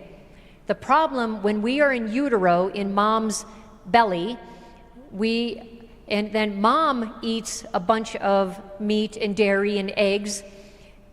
You see, B12 is filth, actually. It's bacteria. And so when mom is eating all of this meat and dairy, now B12 is unique because our liver will store between 5 and 7 years of B12 in it. Some people, so we generally won't have any problems going plant-based for the first 5 to 7 years. But when people come to me and they want to change to a plant-based diet, we have to retrain the liver. Because instead of getting this much, in utero, I'm getting this much. And so because B12 is unique in this way, that the more that I get in my body, the more sloppy my body gets in utilizing it. It's like putting a fire hose full blast into a little tiny kiddie pool. A little tiny kiddie pool that, 2 or 3 year olds would just splash around in with only that much water. And so you want to turn down that fire hose, because if you're pouring a fire hose with full blast into that kiddie pool, you just have water splashing out all over the place. That's what happens when we are in utero and our moms are eating a lot of animal products. Now we get this much, and then when we're born, our body's used to getting this much.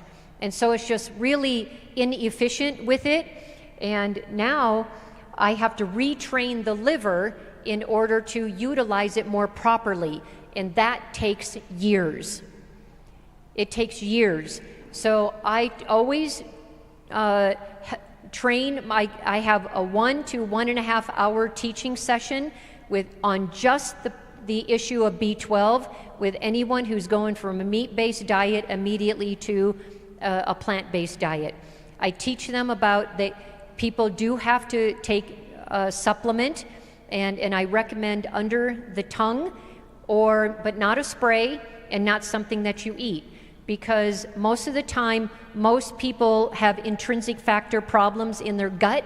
The intrinsic factor then is a vehicle that takes our B12 safely through the acids in our stomach and takes it to the small intestines where it is absorbed.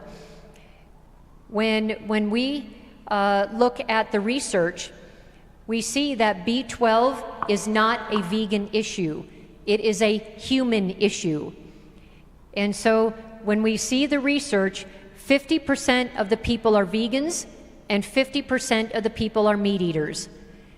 And to some of you, that may be new information, because what we're normally seeing is research done only on vegans, and they're low in B12.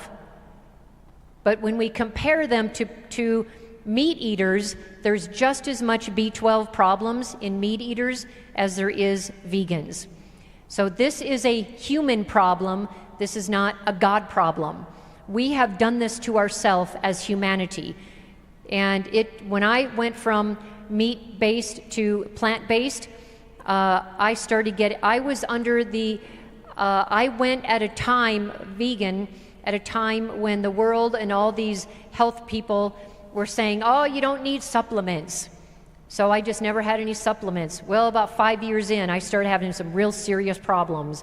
And now that I have been teaching this to many, many people, tens of thousands of people around the world, now I teach other people who also have problems with B12. So it's a human problem, and we can remedy that by retraining the liver on a supplement program. So we start out with a dose of B12, and it takes then years to retrain the liver. So I train people to help their liver to realize that it's not going to get that much. So we have to match B12 with what they're getting with animal products, and then little by little over the months we start to reduce it little by little by little. And then over the next probably 3 years, hopefully we've gotten it down to a minimum amount of supplements, and then we only have to take it occasionally, and eventually we'll only have to take it maybe 3 times a year or something. So, yeah, go ahead. Okay, thank you. Maybe the last question concerning the hypoglycemic patient. Maybe a patient fainted due to low... A patient fainted? Yeah, due to the low blood sugar level. But we can say this patient maybe is a health reformer. So how can this patient be able to react due to the hypoglycemic? Yes, so hypoglycemia is related to diet. And so I'm going to be looking at their fat intake. I'm going to be looking at their fiber intake, like how much fruit are they eating. And I'm going to be, because we want more fruit. So listen to my talk, Satan's War on Fruit. And I haven't gotten to the point where I've gone through the anatomy and physiology yet, but I will in the next talk. And you'll see how the physiology all works together, and it's Satan's war on fruit, truly. And so if someone's having low blood sugar, it is telling me one of several options, and I don't know what it is. So in my mind, I'm going to say, okay, how many processed carbohydrates are they having? If they are having lots of processed carbohydrates, it is going to spike their blood sugar high, and it's going to bottom them out below par. And then they're going to take some more processed carbohydrates, and it takes them back up again, and they're constantly going up and down. That's one. Number 2 is insulin resistance. Insulin resistance can be caused by a couple of different things. One is by being overweight, which creates insulin resistance. So then someone would have to lose weight. Another thing that causes insulin resistance is animal fat, whether it's in the form of dairy, cheese, eggs, or any flesh at all. It doesn't matter if it's white or red meat. And so that kind of fat actually gets into the insulin receptor site and now clogs it. And the insulin can't get in anymore. So what people need to do is stop the assault on the body. The problem, which is diet, which is animal products, And then, so you stop the assault, and then you now have to take that muck and gunk out of the insulin receptor site, and you do that through fiber. And that is through mainly in the fruits and vegetables and beans and whole grains. And once they start adding more of these plant products, because they're very high in fiber, they take all that muck and gunk out, and then the insulin can get in, turn the key, open the door, allow the sugar to go in, blood sugar normalizes. The problem is that people most of the time have a very off diet, and they don't have enough fiber. So fiber is not the problem, fruit is not the problem. That's what marketers want us to understand. That's probably what the meat and dairy industry want us to understand. That's what muscle magazines want us to understand. But that's Satan. Satan's sick care system counts protein. God's health care system counts color and fiber. The more color that we have in our diet, the healthier we are. There's oranges and greens and reds and yellows and all sorts of colors, and they all have different natural plant compounds in them that keep us healthy. So more fiber, which comes naturally, fruits, vegetables, and beans and grains, and getting more of the greens, the leafy greens, raw. Okay, there was another question. Was it you? Yeah, so there's another question over here. Happy Sabbath. Happy Sabbath. Yeah, the work you're doing is excellent, stellar, because you reinforced the belief that I had about health reform, that as strong as I should defend the Sabbath during the end of times, mark of the beast, etc., is the exact same way I should stand for the health reform. There should be no reason at all to compromise it. But looking at it from mission-wise, there's this verse that Paul had wrote, somewhere 1 Corinthians chapter 9,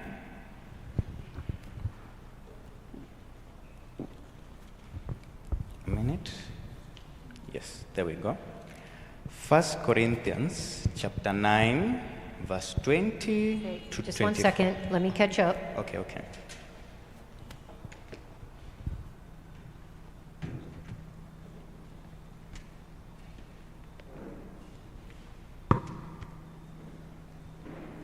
Are we there? Okay, 1 Corinthians 9. Verse 19 to 23. 9, 19. To 23. It says, "For though I be free from all men, yet have I made myself servant unto all, that I may gain the more." Oh, I don't think I'm in the right place. I'm in 1 Corinthians 9, 19. Yeah, as we move forward. "For though I may be free from all men, yet have I made myself servant unto all, that I might gain the more." Yeah, Okay. continue. "And unto the Jews I became as a Jew, that I may gain the Jews. To them that are under the law, as under the law, that I may gain them that are under the law. To them that are without law, as without law, being not without law to God, but under the law to Christ, that I may gain them that are without law. To the weak became as weak, that I might gain the weak. I am made all things to all men, that I might by all means save some. And this I do for the gospel's sake, that I might be partaker thereof with you." So this verse is somewhat a hot potato for me in my Adventist journey. It wouldn't be wise to spit it because it would be a waste, and it's too hot to swallow, like a hot potato. So the question would be, how do I look at this verse in the eyes of health reform? Myself, I know that I should not compromise. There are things that the Lord has commanded I should not eat, and I am fine with that. But how do I interact with other people with that same verse in mind, in the name of reaching out to them in missions? And we can even look at it outside health reform. For example, should you be invited to a wedding, but they are a Sunday worshiper? Should you attend the Sunday service because you stand for the Sabbath? Yeah, something like that. So we always stand with God first. And when it comes to missions, we are told that we are to live an uncompromised life. We are responsible for what we put before people. So whatever we cook before, whether it's I'm putting food before myself, before anyone who might be in my household, if I'm serving a meal to somebody, I take something to potluck, God holds me accountable for that. So it doesn't matter if it's on the mission field or anywhere. We are told to live an uncompromised life. We never, ever compromise. It's death before dishonor. That's what Jesus taught us. That's what Daniel and his 3 friends taught us. And that we are never to compromise for any reason, for any person, never, ever. And so when it comes to missions, then we simply, we do the same thing. We recognize that we are responsible for what we teach these people and that God is going to hold us accountable. So we have to put before them health reform. And as you, if you listen to my talk, Satan's War on Fruit, I actually start to give quotes based upon that. And so you can come listen on Sunday morning as I give the other half of that, or I might even do it tomorrow afternoon because I've already given half of it. But we'll see how that goes, because I'm doing a Sunday morning talk on Zoom from 5 to 6, and then I'm doing one a sermon for tomorrow morning, which is going to be spiritual feasting on fasting, and then tomorrow afternoon I'll do Nebuchadnezzar's prophetic detox diet. So I'll do one or the other tomorrow afternoon. But so does that kind of answer your question? Yes. Okay. Do you have doubt? Somewhat. So to me, it's so where you don't understand, let me know. To me, I always stand on the Word of God, knowing that I am responsible before what I put for people, and that means that I need to teach people. When I'm teaching them the Bible, I need to teach them first thing.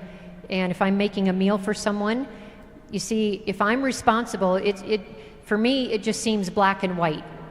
But it may not be for you because I've been studying this for so long. So I stand on the black and white, and if God says I'm responsible, He's going to hold me guilty for what I put before other people. That means that's my principle to live by. Okay, so in my head I'm like, likewise, yes, I should not compromise. So the question is rather, what did Paul mean when he wrote this to the Corinthians? And how do I look at it in matters of health reform? Because he said, to the weak became I as weak. Like, does he mean he imitated them, or? So I would have a tendency to think that it's related to chapter 8. Because chapter 8 is concerning foods and meats that have been sacrificed to idols. So we know that Paul does not contradict himself, because he also talks about it in a few other places as well. But this is about talking about our weaker brothers and sisters. But that has everything to do with when it's offered to idols. So it's, say I'm a brand new believer and you are well established, you've been a Christian, a believer for many, many years, and you know that an idol is nothing. It's just a stone that's, that's been carved into look like Buddha, for example, or it's a piece of wood made into Buddha.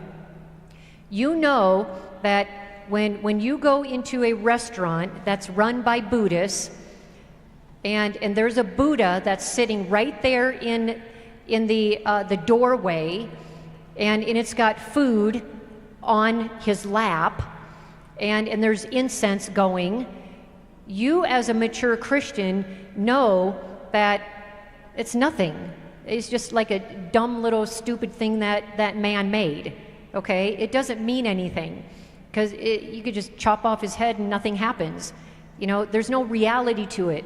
That's your mature Christian understanding. I'm a brand new believer.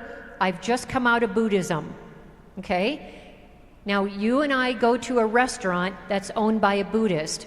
We walk in and I see that Buddha sitting there and I'm like, whoa, I'm not going there. I am not going to eat this food here because I know that everything that is in this restaurant has been offered to this idol, and I'm not eating there. In your Christian faith, it says in 8:13, wherefore if meat make my brother to offend, if it's been offered to idols, I will eat no flesh while the word stands, lest I make my brother to offend. Okay? And so your strong faith should not overpower my new baby, weaker faith. That's what they're talking about here. I'm new to the faith. I'm very uncomfortable eating here because of that Buddha. So in your mature faith, you say, I totally get it. It's okay. Let's go somewhere else. You've got the strong faith. I'm the weaker. It has nothing to do with I'm weak because I'm eating vegetables.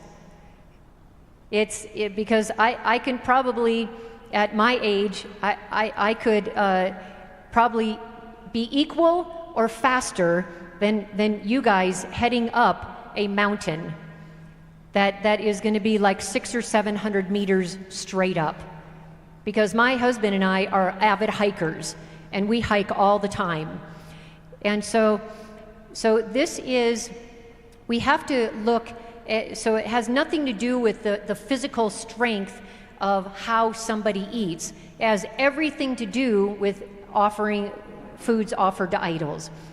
And we often misunderstand this in 8, and yet it starts out with it, because our Sunday keeping brothers and sisters says that, well, the laws of health have been done away with, at the cross. Well, has it? Like what in Jesus' death made pigs clean? Nothing. And so they get tripped up on chapter 8. And yet it starts out with, in verse 1, now as touching things offered unto idols. It tells us what the chapter is about right there. And then in 4, as concerning therefore the eating of those things that are offered in sacrifice unto idols, we know that an idol is nothing in the world and that there is none other God but one. And here's the question, the solidifying point here in verse 7.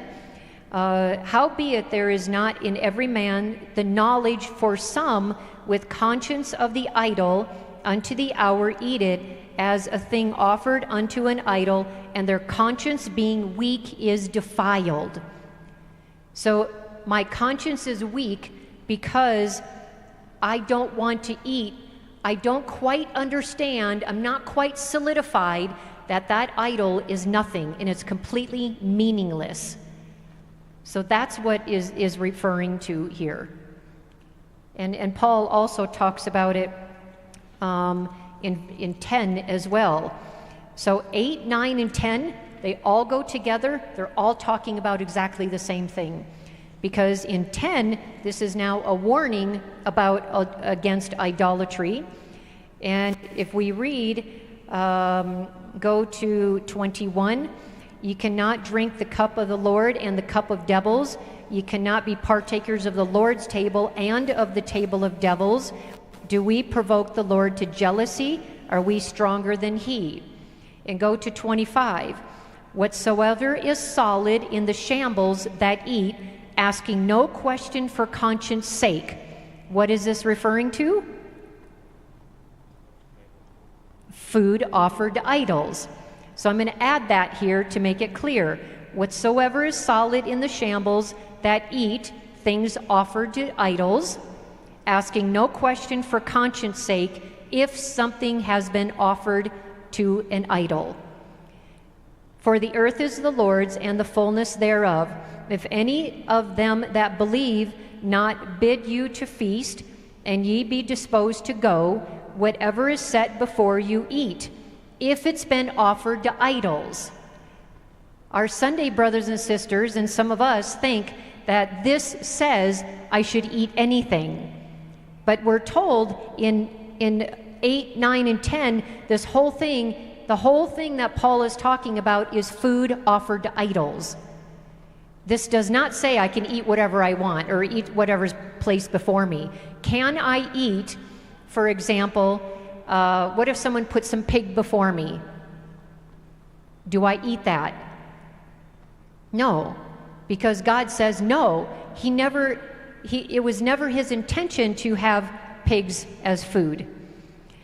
So whatsoever you eat, asking no question for conscience sake if it's been offered to idols, is the clarity.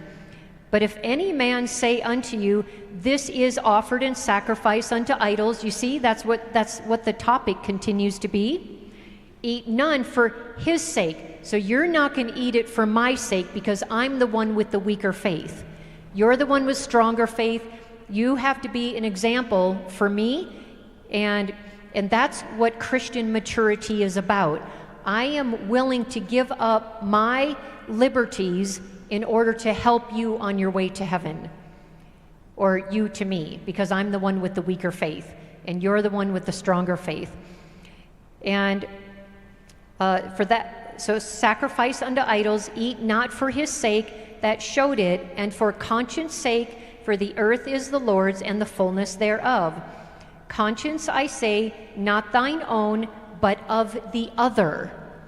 So you are honoring me in my weaker faith. You aren't pushing your way, because I would feel violated if that Buddha is there. I've just come out of Buddhism, and I used to offer food to this idol, and now you say, it's just nothing, come on. I would feel violated. I'd feel pushed. I wouldn't feel supported. And so you as a mature Christian have to, then that is our mandate from God. That's how we love one another. We love one another by supporting them. So we never push our own way because we have the stronger faith. It's because it's for the other. Wherefore, whatever you drink or whatever you eat, 31, wherefore, therefore, you eat or drink or whatever you do, do all to the glory of God. What is that glory to God? How do we eat and drink according to God, according to the Bible? Takes us right back to Genesis 2:16 and 17, where God commanded our diet. So we have to use God's definition of how do we eat and drink to the glory of God and not mine. Give none offense neither to the Jews, nor to the Gentiles, nor to the church of God, even as I please all men in all things, not seeking my own profit, but the profit of many, that they may be saved. So 8, 9, and 10 are all talking about the same thing. It's all about food offered to idols. Has nothing to do with I'm eating vegetables and I'm weaker. Got it. All right, good. Yes. All right, is there another question? Any other comments? What I would like to ask is just a couple of you, if you wouldn't mind, tell me what you learned. Somebody tell me what you learned. Hand the mic to somebody. So tell me what you learned. I have learned that the health message is a salvational issue, and you have given proof of that. And I also got some lessons and some principles on how to read the book Counsels on Diet. Excellent. Thank you so much. Somebody else, tell me what you've learned. These two lovely ladies right here. Give it to one of them.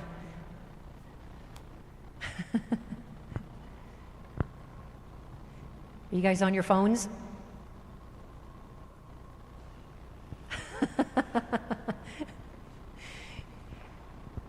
One of you tell me what you've learned. Can you tell me what you've learned? Someone take the mic. Give it to the lovely lady in pink. Tell me anything that you've learned. Okay. Will one of you ladies tell us what you learned? Anything.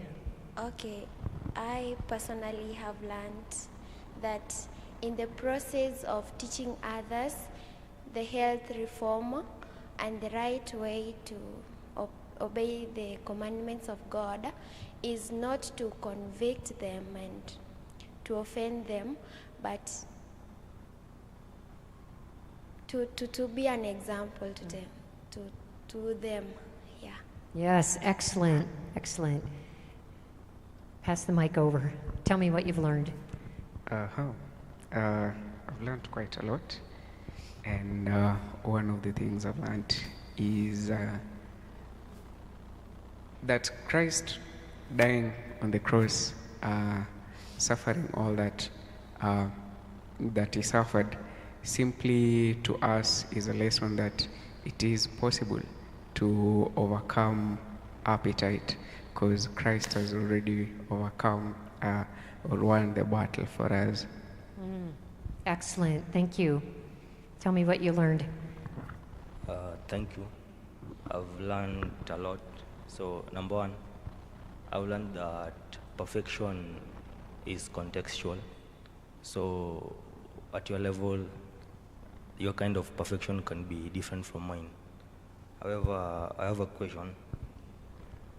When we're reading the book, how should we identify that this statement is salvation? Say that again. I don't know how to identify a statement that we can consider salvation when reading the book, because at some point you're telling us to circle some phrases that this one now is salvation, so to identify them. How should we identify a statement that suggests it's... Oh, how do we identify salvational statements? So I had given several examples, and that is to critically read and to critically think about every statement.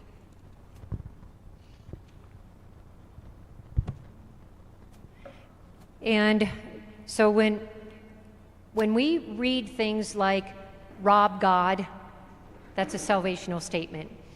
When we read a duty, when we break a commandment, when anything that will cripple our relationship with God is going to be a salvational statement. Yeah. Does that answer your question? Yes. All right, any other comments or questions? Yes. Oh, yes. Someone pointed to you. So you can give her the mic. You didn't learn anything? So I've learned a lot, and It's okay. I'm just going to mention something that someone else hasn't mentioned. I've learned that it is like if I don't care for my body, that would be like breaking the sixth commandment. So yeah, it's very important to care for. Yes. Okay, excellent, very good. All right, well, that's where we're going to end, unless anybody else has something to say. Oh, okay, over here, yes. Okay, thank you so much. I've learned quite a lot, but I'll just mention one. I've learned that in every situation, we find ourselves while spreading this health reform gospel. First, we shouldn't compromise, but instead stand with love and never to judge or finger point. Thank you. Yes, excellent, excellent. Yes, that is one of the most important principles right there. All right, I am going to hand it over to your fearless leader here. And if you have anything to say, or I'll let you lead us in prayer. Okay, thank you all for staying up to this late. And so tomorrow we meet again early in the morning from 6:30 for the prophecy class. So we pray, we'll rise and we pray. And thank you so much, Dr. Janie, for the presentation. 5 o'clock in the morning? No, for Sunday. Is that what you just said? Yeah, it will be from 6:30 we